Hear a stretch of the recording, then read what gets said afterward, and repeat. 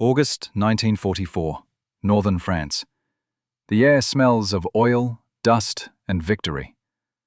Columns of German prisoners shuffle past the burnt carcasses of their own tanks, their faces hollow with disbelief.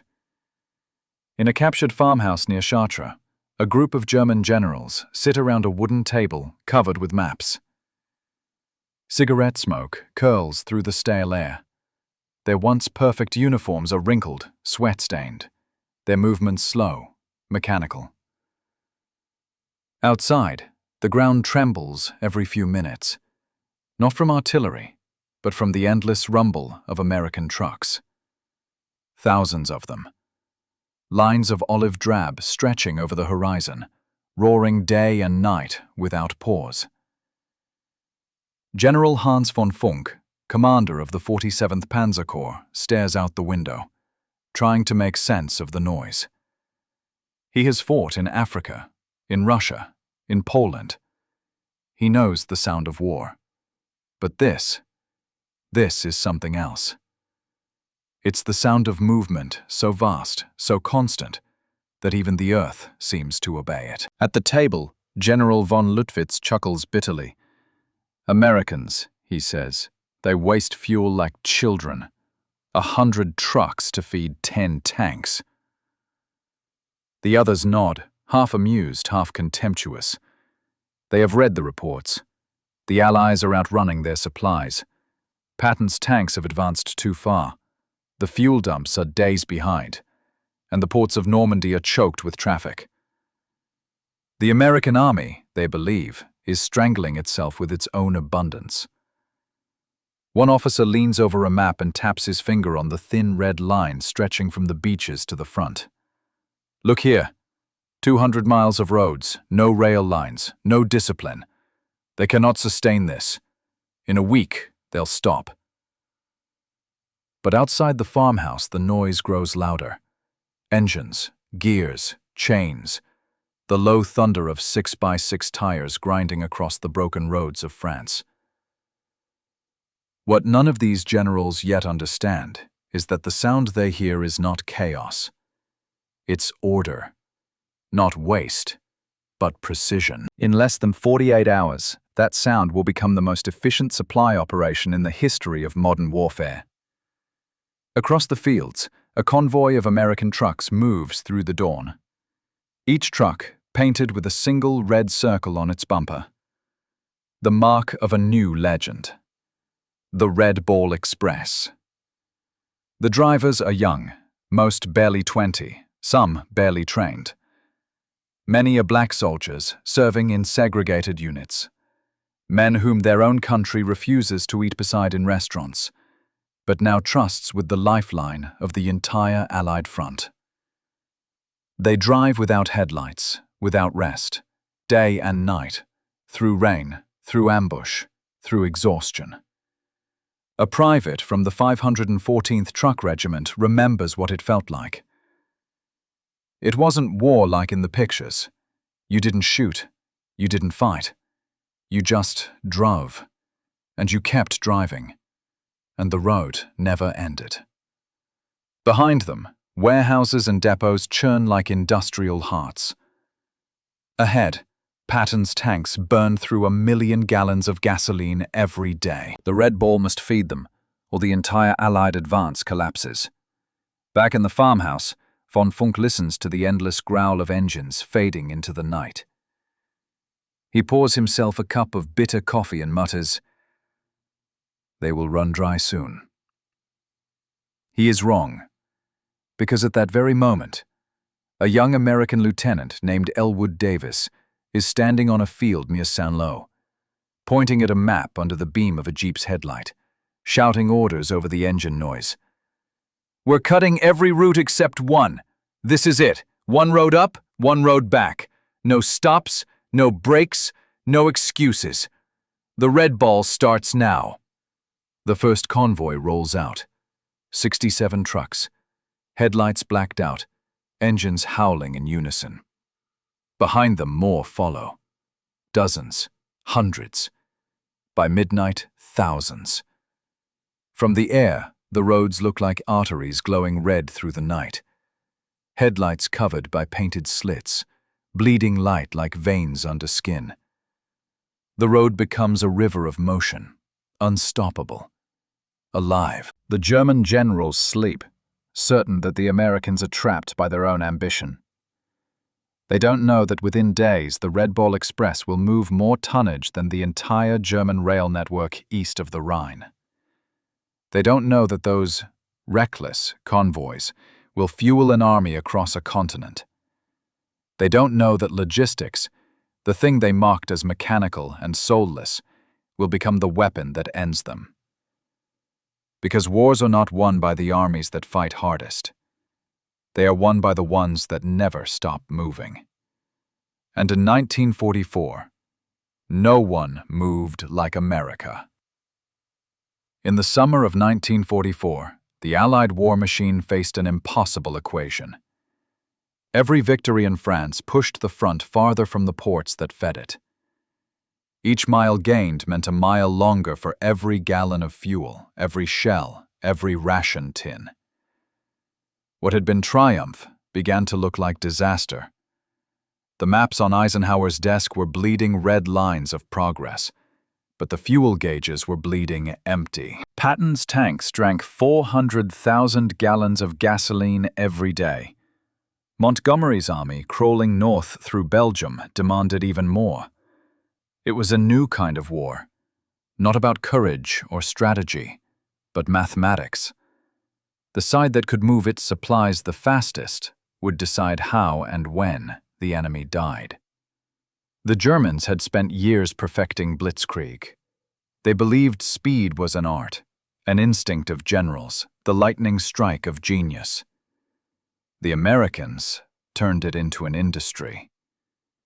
When Patton's Third Army broke out of Normandy, the planners in the rear didn't write poetry. They wrote timetables. They built an empire of fuel measured in minutes. The problem began with Cherbourg.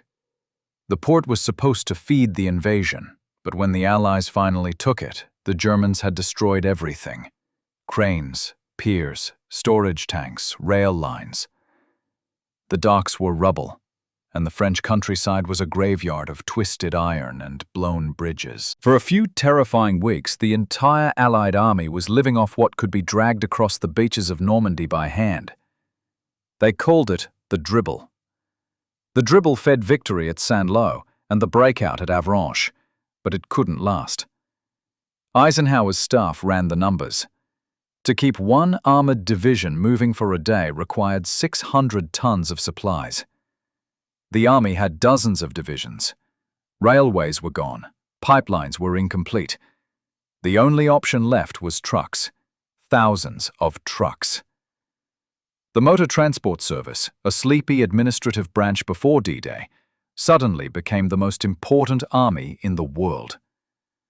They began to requisition every available vehicle. Deuce and a halfs, GMC 6x6s, anything that could roll. Some had bullet holes patched with tin and tape. Others were brand new, shipped straight from American factories that hadn't even stopped for lunch breaks since 1941. By August, the US Army had 165,000 trucks in Europe. But possession was one thing. Movement was another. France's roads were narrow, bombed, and choked with refugees. Convoys crawled at 10 miles an hour and burned more fuel than they delivered. Patton's tanks were days from running dry. That was when Major General John C. H. Lee, arrogant, hated, but brilliant, made the decision that saved the war. He summoned his staff, slammed a map onto the table, and drew a single red circle around the supply depots near Saint-Lô. Then he drew two lines, stretching east toward Chartres and north toward Paris.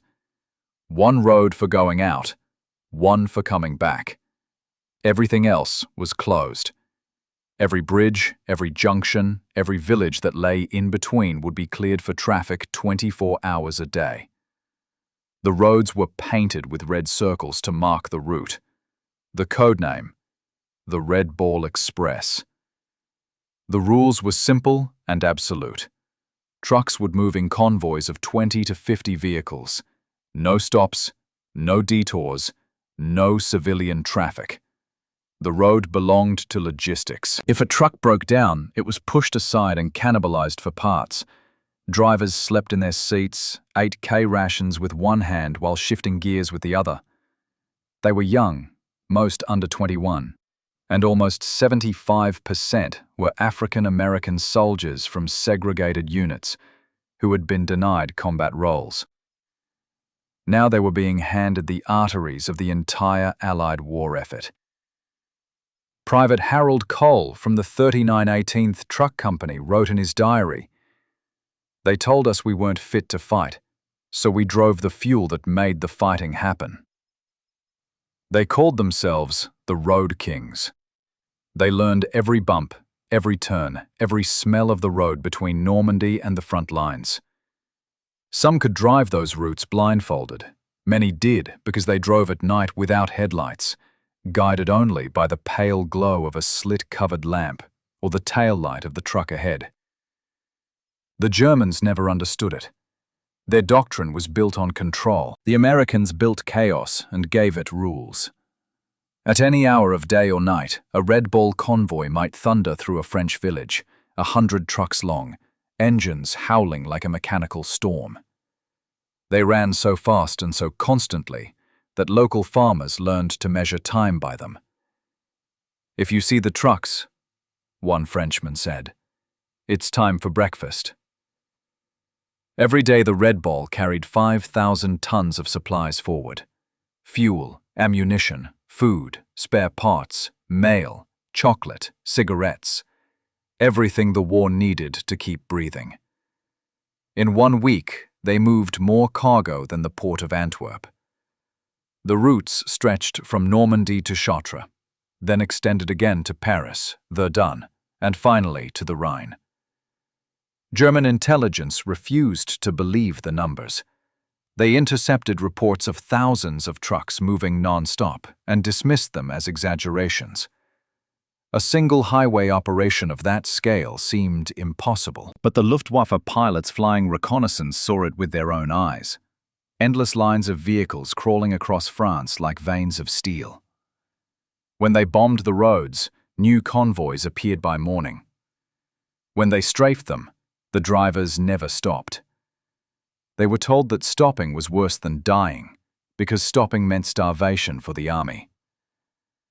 The American command center at Chartres ran like an industrial nerve center. Dispatchers in tents tracked every convoy on blackboards. Mechanics worked in assembly lines under open skies, changing tires, patching engines, refueling trucks as they rolled by. Supply officers called it logistics on rails made of asphalt. The Germans had railways. The Americans had motion. By early September, the Red Ball Express had grown into a living organism. 23,000 trucks, 40,000 drivers, and a single purpose: feed the front. The men who ran it called it the pipeline with wheels. At full speed, convoys reached the front in 14 hours, unloaded in minutes, and returned without turning off their engines. Some crews made 3 round trips in a week, sleeping only when their trucks did. A sergeant from the 3488th remembered looking into his rearview mirror one night and seeing 1,000 headlights behind him, each covered with slits of red paint. "It looked like a river of blood running down the road," he said. To the Germans, it looked like madness. To the Americans, it was the sound of inevitability. And yet, inside that chaos, there was genius. The supply officers introduced a rotation system. Half the fleet always on the road, half in maintenance. Trucks that fell out of the line were stripped for parts within hours. Mechanics worked with cigarettes in their mouths, hammers in both hands, swapping entire engines in half the time it took to brew coffee. Everything about it defied rules, reason, and protocol, except results. When Patton reached the Moselle River in September, his tanks should have been dry. Instead, they rolled forward on full fuel and ammunition, supported by convoys that seemed to multiply faster than the Germans could destroy them. One of Patton's aides wrote in his journal, "We live on wheels. The red ball is the blood in our veins." By mid-September, the red ball was moving 12,000 tons a day, more than the entire Wehrmacht could move by train. The Germans, once the masters of mobility, had become statues. Their fuel reserves were gone, their supply lines shredded by Allied bombers. They fought, surrounded by tanks that couldn't start. In Berlin, a logistics officer named Wilhelm Nagel presented his analysis to the High Command. "The Americans," he said, "have made supply faster than destruction. They no longer need victory in battle. They will starve us to death while still advancing." His audience laughed nervously, as if he had told a joke, but no one dared to contradict him. He was right. Every Red Bull truck carried not just fuel and shells, but the weight of a new era. It was the industrial revolution of motion, a demonstration that mass and rhythm could conquer distance itself. The Germans called it madness. The Americans called it Tuesday. By October 1944, the Red Bull Express had turned into a force of nature. It no longer felt like a convoy of trucks. It felt like the pulse of the earth itself. Every road in France carried its vibration. The men who drove it didn't call themselves soldiers anymore. They called themselves movers. The Germans called them ghosts. When Allied scouts reached the borders of Belgium, the Wehrmacht was already running on fumes. Tanks hid in barns, half empty. Artillery crews begged for horse-drawn wagons to haul their shells. In some divisions, soldiers drained fuel from wrecks to power generators. The front was dying of thirst, and the sound of American trucks in the distance was torture. A German colonel near Nancy wrote in his diary, "We fight the road itself. It brings them everything. It takes from us everything." From the air, reconnaissance pilots saw something impossible. Day and night, no matter the weather, two endless rivers of vehicles moved east, one up, one back. Even when the Allies lost bridges to German air raids, temporary spans appeared within hours. It was as if the roads repaired themselves. General Alfred Jodl looked at the reports and shook his head. "It's mechanical insanity," he said. "They cannot keep this up." But they did. Because behind every wheel was a man who had been told one order: keep moving. The Red Ball had no glory, no medals, no rest. But it became the most decorated silence in the American army. Drivers ran through artillery fire, through ambushes, through storms that turned roads into rivers of mud. They drove until their hands bled from the wheel and their eyes burned from gasoline fumes. Private James "Slim" Carter of the 514th was interviewed years later.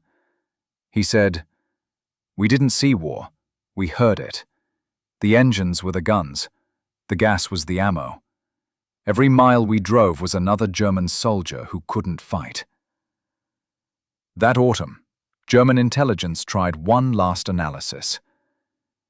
They calculated the amount of fuel the Americans were consuming. The numbers didn't make sense. No army in history had ever moved so fast for so long. Even Hitler refused to believe it. In a meeting at the Wolf's Lair, he slammed his fist on the table and shouted, "They are bluffing. No nation can feed that many machines." His generals exchanged glances. None dared to tell him that the bluff was real. By late October, Allied trucks had delivered over 400,000 tons of supplies. They moved faster than German divisions could retreat. Sometimes the Red Bull convoys reached towns before combat units did, their drivers setting up supply depots before the battle even began. It was warfare turned inside out. The turning point came in the Ardennes. As German forces regrouped for their final offensive, their officers planned a miracle.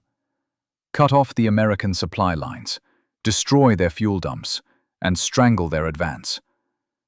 But the Red Ball had no center to cut. It was everywhere and nowhere. When bridges fell, detours opened. When roads jammed, new ones were carved through fields by engineers who worked with bulldozers under artillery fire. On December 16, 1944, the German army launched the Battle of the Bulge. For a moment, it looked as if history might reverse itself. Snow fell thick and silent. Convoys were halted. American units near Bastogne ran low on fuel. Tanks sat cold in forests, engines frozen. The Red Ball stopped, and the front felt it instantly. Then, out of the fog, the sound returned. Dozens of trucks, headlights slitted, tires wrapped in chains, engines roaring against the ice. They came from everywhere. Men who had been repairing engines, men pulled from rest camps, volunteers from rear units. The Red Ball roared back to life. Drivers chained their trucks together to climb the frozen hills, using one vehicle's traction to drag the next. One officer watching from the roadside said, "It was like watching an artery unclog itself." Those convoys brought fuel, ammunition, and food into the siege of Bastogne. Without them, the 101st Airborne would have been destroyed. With them, they held the line. The Germans never broke through again. When the weather cleared, Allied fighter bombers resumed control of the skies. The road once again belonged to the trucks. Within weeks, the counter-offensive was crushed. A captured German major from the Panzer Lehr division was asked later what had gone wrong. He answered without hesitation, "You had gasoline. We had hunger." In January 1945, American supply officers reviewed the Red Ball's performance. In 81 days of operation, the convoys had delivered over 412,000 tons of supplies, consumed 1.5 million gallons of fuel, and worn out more than 5,000 trucks beyond repair. And yet, they had succeeded in the impossible, keeping 3 entire armies moving without pause across 700 miles of ruined Europe. The cost in human terms was staggering. Over 100 men killed, hundreds more wounded, thousands broken by exhaustion. No parades, no medals, no fame. When the trucks finally stopped, many drivers simply got out, lit cigarettes, and fell asleep standing up. One mechanic wrote home, "I haven't seen my own hands in daylight in 2 months." The Germans watched their own supply system collapse like a dying lung. Fuel trains were bombed, depots burned, tanks were abandoned in ditches, their engines filled with mud and despair. In the last winter of the war, one German staff officer wrote, "Our tanks are monuments. Their trucks are rivers." Even Hitler understood by then. In February 1945, during a meeting in the Führer bunker, he muttered, "We cannot win against a nation that moves like this." He was right, because movement was no longer just speed, it was existence. The Red Ball Express had transformed logistics into a living weapon. The Americans had built not an army, but an organism, steel arteries pumping fuel, food, and willpower through the veins of Europe. The German generals had laughed at American excess. Now they were learning what excess really meant. Power so vast it could afford to waste and still overflow. A captured officer said it best. "We believed we were fighting men. We were fighting their industry." And that industry had learned to drive. By the spring of 1945, The Red Ball Express was more than a convoy.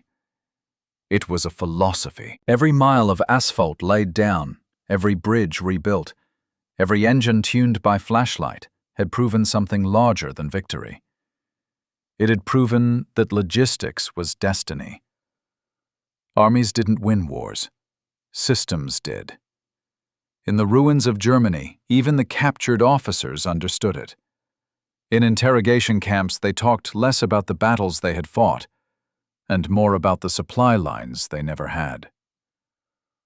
One of them, a colonel from the 2nd Panzer Division, told an American translator, "We had genius, but you had gasoline. Ours burned out."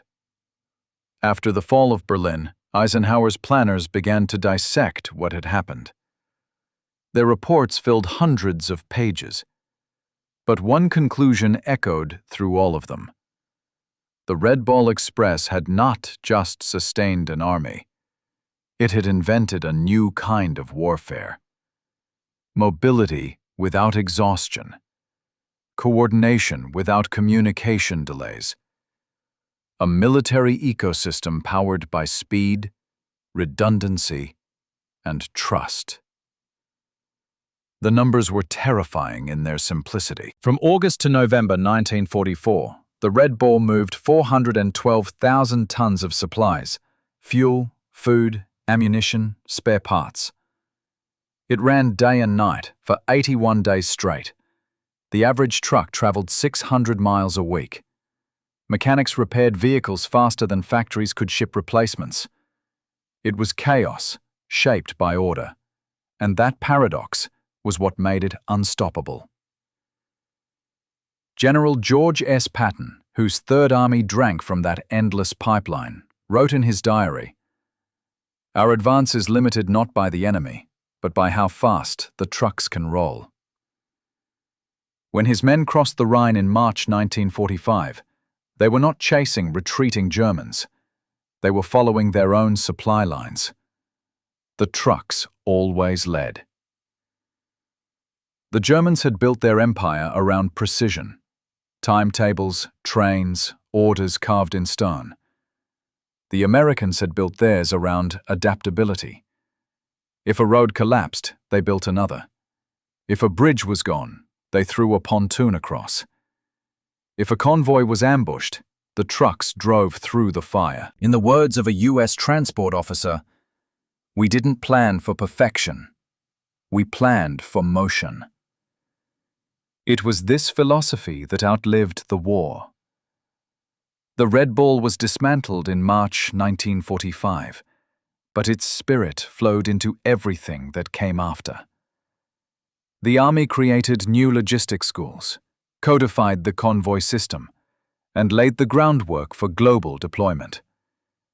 The same techniques that fed Patton's tanks would soon feed entire continents.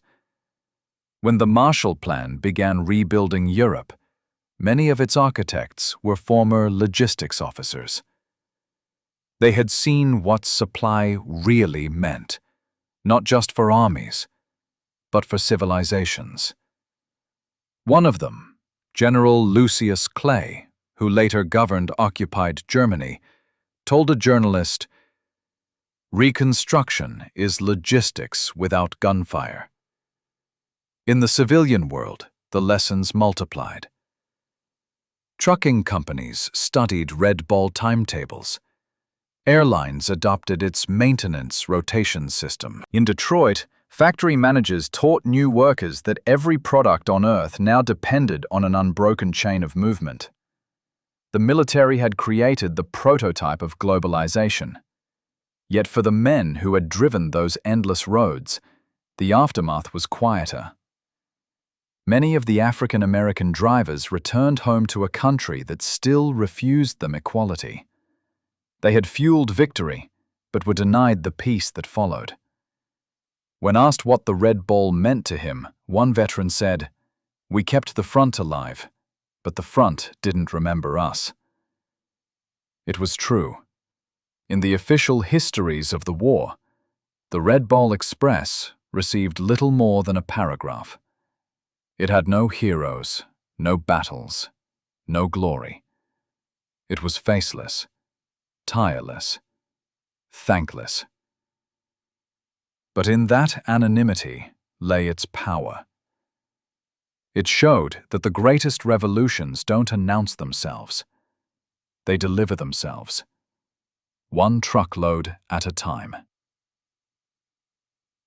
In 1946, when the U.S. Army wrote its final after-action report, one sentence stood out. The Red Ball Express demonstrated that logistics, properly executed, is the modern equivalent of strategy. That line would become gospel in every war to come. Korea, Vietnam, Iraq, all followed the same invisible blueprint drawn on the backroads of France. Historians later called it the victory of the mundane. But there was nothing mundane about it. In the roar of those engines was the sound of the 20th century being born. A century where mobility became power. Where the winner was whoever could move faster, build bigger, and sustain longer. The Germans had dreamed of lightning war. The Americans built thunder that never stopped. Even decades later, the echoes remained. Every interstate highway, every cargo jet, every shipping container that circles the planet carries a fragment of the Red Ball's DNA. Its legacy is not in monuments, but in motion itself. A military engineer who served in France once said, "We didn't just move supplies, we moved time." He was right, because that's what logistics really is, the conquest of time through rhythm, precision, and will. And the Germans never conquered time. They measured it. The Americans outran it. In the end, the Red Ball Express was not about trucks or fuel. It was about belief. Belief that order could be built from chaos, that even the smallest part of a machine could carry the weight of victory. Each driver, each mechanic, each dispatcher became a link in something greater than themselves. Together they formed an empire of motion that crossed oceans, mountains, and centuries. It was the quiet triumph of systems over stories. The German generals had mocked that idea. They saw war as glory, genius, and intuition. The Americans turned it into an equation: horsepower, fuel consumption, tonnage per hour. Cold numbers, perhaps, but numbers that bled red when written in gasoline. When the war was finally over, the generals returned home with medals. The drivers returned home with memories of roads that no longer existed. But history remembers them every time a machine starts, a convoy moves, or a supply line halts.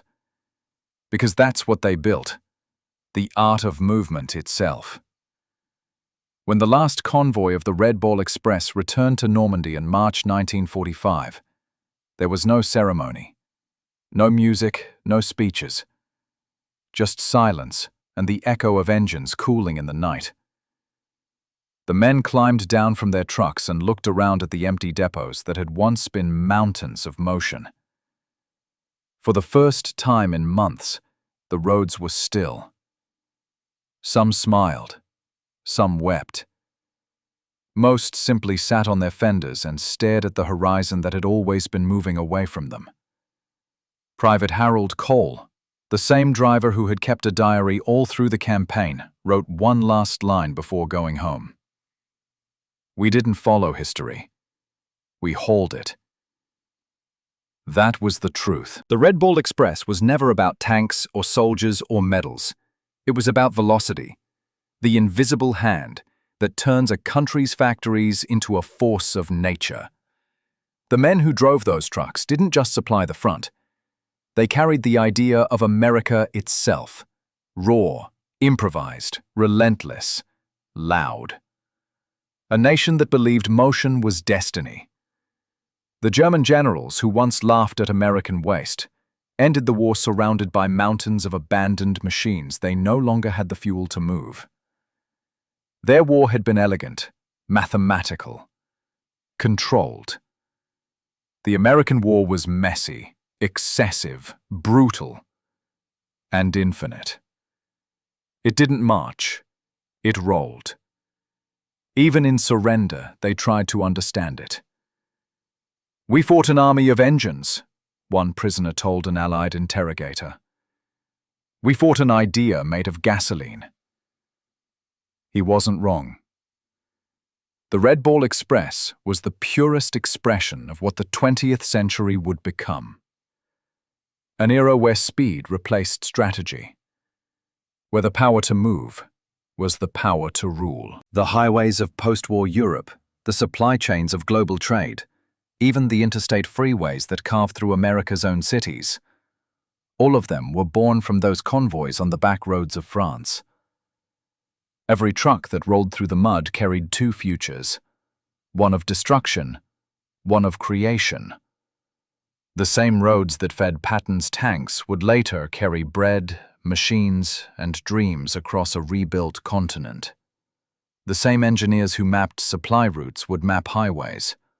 The same mechanics who fixed broken engines would teach a generation how to build them better. And the drivers, those invisible men who had kept the front alive, went home to a country still divided by the color of their skin. They had proven themselves in silence, driving through nights no one would remember. But history has a way of catching up. Today, their story is written not in medals, but in motion. In every truck that crosses a continent. In every convoy that keeps a city breathing. A historian once said that war reveals what a civilization truly values. Germany valued discipline. Japan valued sacrifice. America valued motion. And motion won. Because motion doesn't wait. It doesn't think. It doesn't rest. It consumes and creates in the same breath. It's the closest thing humanity has to immortality. That's why the Red Ball Express matters. It wasn't glamorous, but it was eternal. It proved that victory belongs to those who refuse to stand still. In a museum somewhere, there is a photograph. A line of trucks fading into the fog. Red circles painted on their bumpers. Dust rising behind them like smoke from a forgotten fire. Beneath the photo is a single caption. They kept moving. And that's how the war was won.